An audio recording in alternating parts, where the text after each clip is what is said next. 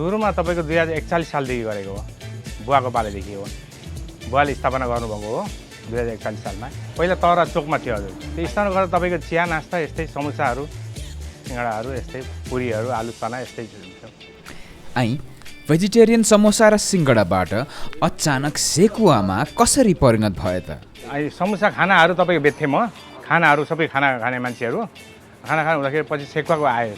सेकुवा त पहिला सुरुमा तरामा चाहिँ तपाईँको हाम्रो यहाँ तरा हाम्रो एकजना बडा हुनुहुन्थ्यो, हामी मरिसेसको बुवा है, हाम्रो वडा से हुनुहुन्छ, उहाँको बुवाले सुरु गर्नुभयो तरामा चाहिँ। त्यहाँदेखि देश उहाँदेखि चाहिँ पछि गरेको हामीले चाहिँ लगभग सेकुवा गर्नु थालेको तपाईँको भयो 50 सालदेखि हो।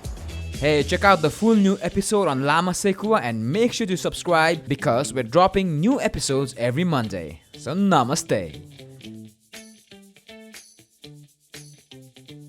दाजु भाइ दिदी सबैजनालाई नमस्ते।